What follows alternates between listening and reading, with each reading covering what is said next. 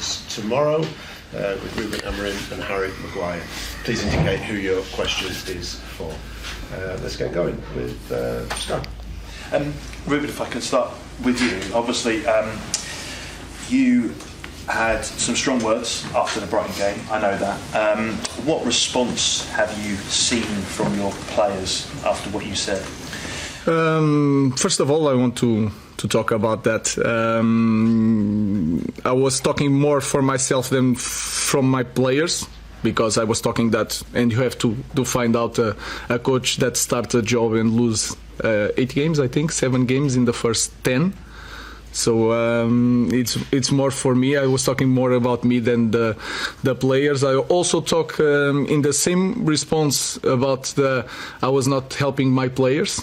And if you look around, every time I speak, and I speak a lot, every time you push about the players are not good enough, I never put the spot on my players.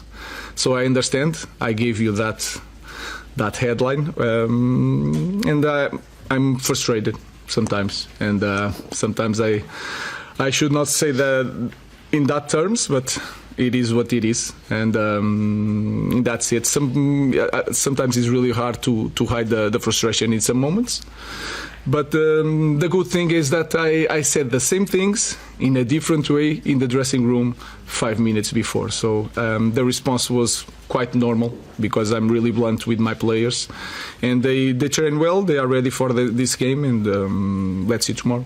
And Harry, how does that land in the dressing room when you hear your manager describe the team as possibly the worst in the club's history?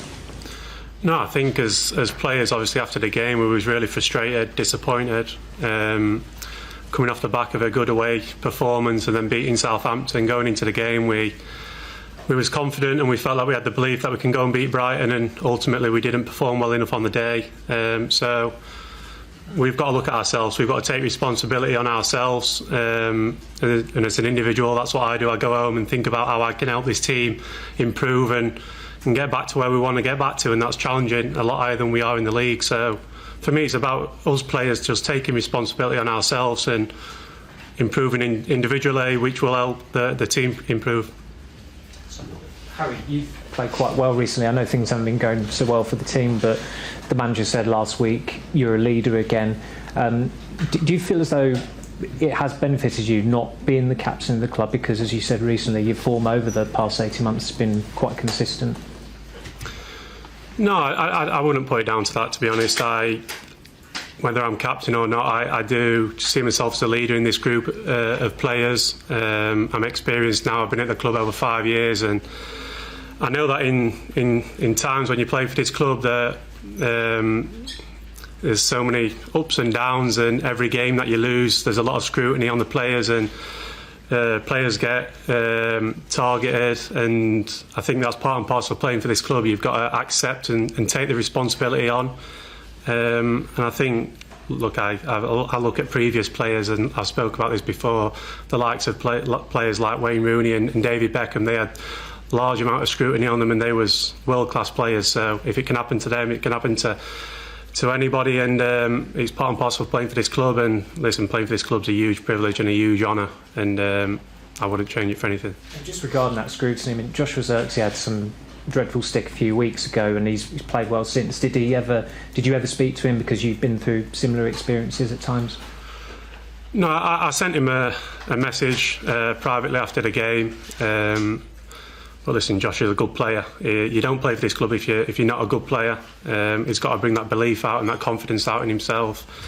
And I always say in football, there's always another game, and there's always a next opportunity. And with Josh obviously coming on against Arsenal, he really changed the game for us. And then to score that winning penalty, probably give him a lot of confidence and belief that he belongs at this club. So the fans have been brilliant with him. Of trophies in club football. But at the moment, we're not playing well enough as a team, and the league table shows that. So I can only keep going on about it. We've got to take responsibility on as players. We've got to stop looking for excuses and blaming things. And it's really important that as an individual, you improve yourself, you come into training, you give absolute everything, and that's only what we can do. Sorry, Ruben, I take on board what you said right at the start, but if you're taking responsibility away from the players, then you put it on you, and someone has to take responsibility for the fact that Manchester United are 14th in the. I'm not taking responsibility from the players. What I'm saying that is the message that you guys show was that I was putting on the players. What I was saying is that you have to look really hard to find the team of Manchester United in 10 games that lose 7 games. In that is on me, because it's the same players doing worse with a new coach. That's my only concern in the moment. But I'm not taking anything from the players. What I'm saying is that we have to improve in the details, and I explained that. The way we play, we are too nervous with the ball, too nervous, really anxious. And then if you have a little bit experience in this game, when you fall in this type of context, it's really hard to go up, especially when you are a massive club. So that was my only point. It was the best point to do it after that loss in the way I do it. Maybe not, but it is what it is. And I'm like that all the time. So I'm not taking a responsibility from the players. I'm saying, I'm really, really direct in things. I'm saying in this moment, we are performing really bad. And our results are really bad in the moment. So it's everything together, the players, the staff, the technical stuff. So I'm not taking responsibility. I'm just pointing that I'm the biggest responsible of the performance and the results, because I'm the coach and I have that responsibility. Ruben, you've spoken a couple of times about the anxiety that you feel sometimes at Old Trafford. Is it becoming harder to play there at the moment as opposed to being away? And is there anything that you can do to combat it, that feeling of kind of nervousness, anxiety when you play home games? I think that is clear. I could say different things and say, no, it's the same thing. We have the support of the fans. No, we are more nervous playing at home than away, because we lost a lot of games, like 4 games in 5. So it's getting harder. What we can improve, I think, if we don't suffer the first goal, like in the 4th minute, and I remember like it's 4th minute, 10 minutes, 15 minutes, and then it's really hard to calm down the team. So the first thing in my mind is they cannot score. We need to score the first one. If we score the first one, I think that will change and we will play better at home in the ring. So that's it. I think it's really clear. We are really anxious playing, especially at home. And we are suffering goals, and then it's really hard. So that is getting harder to play at Old Trafford. Jamie. I think you said previously, a couple of weeks back, there's a storm coming, yes? So it's fair to say you're in the storm, yeah? Can it get any worse for you, for this team, in terms of your position, your performances, the results? Can there be thunder and lightning in the storm? I think the most important thing is to think that we can improve right away in the next match, and then it's like that. The football can change like that. We can have a lot of ideas in thinking that it's getting worse for that reason or the other reason. Imagine that tomorrow we don't suffer a goal in the beginning and we score and we play well, and then you go to Fulham and you can win it. That will change even the environment here and everything. So I don't know. What I knew since the first day is that when I arrived and I see it, I knew that changing things, we are going to suffer. For me, it was really clear. But in this moment, I don't want to say that it's going to take a lot of time. It's getting really hard, and and you guys are here for a long time, and you get lost after loss. It's really hard for everybody, and I know that. Sometimes I show that frustration, but I don't know. We can change that tomorrow. So may I just ask you both this next question, please? You just mentioned it again then, that you're really nervous. As a player, does that help you to hear your head coach say, you and other players are nervous? No, I think we spoke about the first goal at Old Trafford, and it's not teams are coming to Old Trafford and opening us up and tactically breaking us down. I think anybody who was at the game against Brighton, it was a 50-50 game. It could have gone either way, and we gave them a goal early on, which we knew we had to stop. We spoke about it in the pre-match. So we've got to stop giving away that first goal. That's the first and foremost thing. I think the first goal against Nottingham Forest against Bournemouth was a set play. The first goal against Southampton was a set play. So these aren't things that what are tactically a problem. These are things like you've got to go into the game and be focused and mentally ready to go and win a football matches. And football matches are sometimes defined on small margins, and at the moment we're not getting them small margins because we're not mentally focused enough to make sure that they go our way. So we know things can turn, and like the boss has said, tomorrow's an opportunity for our players to go out there, put on a performance and get the win, and then go into Sunday. But yeah, of course, we take each game as it comes, starting with tomorrow, and tomorrow's another opportunity for us to make sure that we move on from Brighton and put things right. I didn't say I was nervous. The team was nervous. I was frustrated. Frustrated is different from nervous.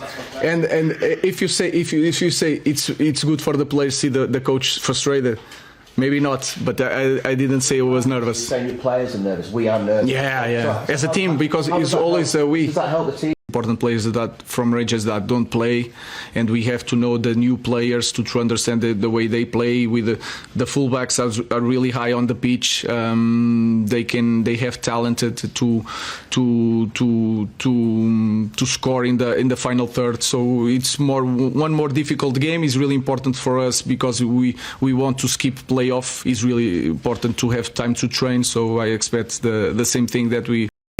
With the last games, a really tough match, a lot of physicality, with also the fans from Rangers making some noise, so we are prepared, our fans are prepared, we want to win.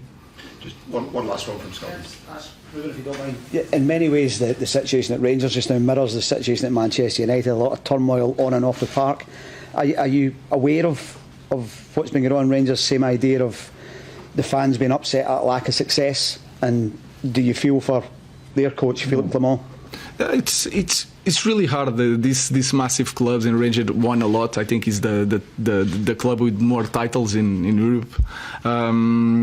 So it's really hard in these moments for any coach in any club. But I hope to improve my team before, especially tomorrow. So I feel the pain of the Rangers coach. Okay, we'll leave it there. Thank you. Thank you. And Statman Dave, how are we all doing this Very good. lunchtime? Still good? Yeah, okay, brilliant. Right, we're going to start with Manchester United. Said a minute ago, it could be a very busy period over the coming weeks. Let's go live to the club's training ground and speak to our reporter, Ben Ransom. Ben, great to see you. So much to discuss, but let's start with Marcus Rashford. What's the latest? Yeah, we saw Marcus Rashford training today with the rest of his teammates. Obviously, his representatives have been very clear that he's been working really hard in training, and we saw him today out there on the training pitch. But, as we know, he's not been involved in Manchester United's squads in the last few games. Ruben Amorim taking him out, and the suggestion is he's going to have to work his way back in to that starting lineup. And, of course, all the noise continues about whether he's still going to be here when the transfer window closes. Now, what we do know is that Marcus Rashford's representatives have been out in Europe speaking to the clubs. We know that yesterday they were in Lisbon speaking to representatives of Barcelona about a move there. Now, the noises from Barcelona at the moment is that their priority is to re-sign players, that they need to get their PSR regulations, their financial fair play regulations sorted before they can think about incomings. So what that means is it's a bit of a wait and see situation with them. We also know Borussia Dortmund have approached Manchester United about the terms it would take to agree to a loan deal for Marcus Rashford for the rest of the season. But there's an understanding, I think, that the finances there might make that difficult. So it'd be fascinating to hear from Ruben Amorim today whether there's an update on Rashford's situation, whether we can expect him to be involved in that Europa League game against Rangers tomorrow night at Old Trafford. Yeah, just wonder as well, Ben, if there's going to be an update on Alejandro Garnacho. It feels like he's a wanted man at the moment by Napoli, maybe even Chelsea as well in the Premier League. Do you think we could see him leave the club this window? Yeah, Rashford, Garnacho was out training with his teammates today, and it's a similar situation in the sense that the beauty of this deal from a United's point of view, if someone's able to match their valuation of the player, is that it will be pure profit set against their PSR commitments, I suppose. So because he's come through the academy, if they can get anything between 50 and 60 for him. That can go into the pot for United to strengthen. So what it would do is open up a number of options for them potentially to be able to bring players in, because of, obviously, as we know, PSR for United, like many clubs in the Premier League, making transfer dealings very tight in this window. Now, as we understand it, Napoli and Chelsea both interested in Garnacho. Napoli, our colleagues in Sky TV have been telling us, are looking to do a deal at around €50 million. United looking for something like £55 million. So you can tell, obviously, there is a discrepancy there in the valuations. Clubs need to come a little bit closer, I think, for that deal to be done. Say the finances involved could be something that unlocks United's ability to sign any players in this January window and bring them in to help strengthen Ruben Amorim's squad. Yeah, and what's been said about incomings then? Any sign of any players coming to the club? Well, I suppose the closest sign is the fact that we've seen photos of the Manchester United Director of Football Negotiations, Matt Hargreaves, out in Milan. He's been speaking with Lecce representatives about Patrick Dorgu. Now, he's a left back. He's a player that United value at around 25 to 30 million pounds. Now, Lecce want a bit more than that, and I think our understanding is that if they don't edge up on that valuation, edge up on that potential offer, then no deal will be done in this window. But you can see why United are looking to strengthen in the fullback positions. Left back, left wing back, an area where Ruben Amorim, the club, have identified they would like to bring a body in if they can. At that sort of money as well, when you consider what I've just been saying about the Garnacho potential deal going out, that's the sort of money that is feasible. But obviously, still plenty of way to go on that particular deal. And we also know that United are exploring options across a number of positions. We've spoken many times about whether this squad is suited as it stands to the sort of football, the style of football that Ruben Amorim wants to play. So hopefully, the Manchester United manager, who's been quite honest, I think it's fair to say, in recent weeks, hopefully he'll give us a little bit of an insight into where they are with some of those deals when we speak to him. As you can see, the press conference room well set here at United's Carrington training ground, and we'll be expecting to hear from the Manchester United manager and alongside him Harry Maguire from around 1:15 this afternoon. I look forward to hearing from both of them. Ben, thank you very much. Guys, we'll get on to the sort of potential outgoings in a moment, talking about the likes of Rashford and Garnacho. But Dan, just on, he was talking there about, you know, the need for sort of a number of positions really, but it's pretty obvious that they need to bring a left back in this window. Yeah, for Amorim's system, they don't really have players that are fit for that role. They've got players that can play on the left-hand side, but I wouldn't say any of them are natural left wing-backs. And then obviously there's been issues with fitness as well around some of those players. They're not going to be able to make wholesale changes in this window. January is never a great window to do that anyway. But I think they're going to have to prioritise. And it seems like Amorim has prioritised left wing-back. You could argue there's other areas that need filling as well, but I think it's pretty clear from watching Manchester United that they don't have anyone that's fit for purpose in that role right now. So making a new signing there is what he's decided is the priority. And just sort of listening to what Ben was saying there about Rashford and Garnacho, who are both, you know, training today, does it feel now that it is Garnacho who's most likely to leave in this transfer window after all this talk about Marcus Rashford? Yeah, I think because Rashford's deal will probably be more complex, but it's interesting to see that the wingers are the players that are being linked with moves away, knowing that, you know, the Antonys, the Rashfords and the Garnachos are the players that you thought, mainly Garnacho and Rashford, that you think that they would, you know, mould the team around because of what they've done in previous years. But it's clear that United are really trying to get behind what Amorim's trying to do with his system. You know, he's mainly used to 2-10s. You know, they've got Mount, they've got Eriksen, Kobe Mainoo, those players that can play in that position as well. And maybe he's realised that those wingers aren't mainly suited to that position. Doesn't work in the 10, doesn't work when they're playing wing back. So it makes sense for them to move them on. And I think Garnacho's move is probably easier to do. Well, Dave, this morning, Good Morning Transfers, we spoke about, I suppose, United's point of view and where Alejandro Garnacho could sit if he stayed there. But tell us why Napoli want him. Well, I've done some more homework. Good. Emma, you're lucky like about that. And we've got some more numbers to kind of go through right now. And this is the rank in the Manchester United squad of Alejandro Garnacho in the Premier League. And this is a key competition for Manchester United. And a big reason why clubs are interested, the Napolis of the world, the Chelseas of the world, is the statistics are very good. I think one of the things that we forget about is Garnacho is still 20 years old. One of the stats that we brought out last week was players under the age of 21 in Europe's top 5 leagues. Garnacho has been directly involved in more goals than any other player in all competitions. But just looking at the Manchester United squad in terms of goals and assists in the Premier League, 20 already, ranking him third behind both Bruno Fernandes and Marcus Rashford. Similar with shots, key passes, fifth in the squad, so something, part of his game he needs to improve. We've seen him beat players time and time again, look to shoot rather than slip a ball to maybe Erasmus Højlund or find a player on the back post. But moving to shot creating actions, progressive carries, these are all things you want your wingers to do, and Garnacho is number one in the squad for both progressive carries and carries into the penalty area for Manchester United. This is something that we're not really seeing under Ruben Amorim, that if Garnacho does stay at the football club, something that he can improve there, but also his dribbles, mentioned before, into the final third, drawing fouls. But more importantly, that last one at the bottom, tackles in the final third. I think Garnacho is quite active in that first action when defending, especially high up the pitch, and that's something we saw in the FA Cup game recently against Arsenal, where he robbed the ball, basically created a goal for United. So I think Garnacho is obviously a player that has got massive potential, and for 55 million quid, it's difficult for Manchester United not to accept that bid because of PSR and the left wing back that we previously spoke about. Yeah, really interesting. Anything sort of surprise you looking at that, or the other way, or opposite of that, in contrast, and not at all? No, not really. I think it just shows what a good footballer he is, and Dave's right to call out that he is only 20 because he's been playing for the last few years. You do tend to forget he got in at such a young age to begin with. I think if you were to write a list of Manchester United's top 5 best players, to put it simply, I think he would probably be in there. Sure. But I think the problem is for Manchester United is, if they're looking to reshape the squad, how many sellable assets do they have within that squad that are also dispensable? Doesn't mean Garnacho's not a good player.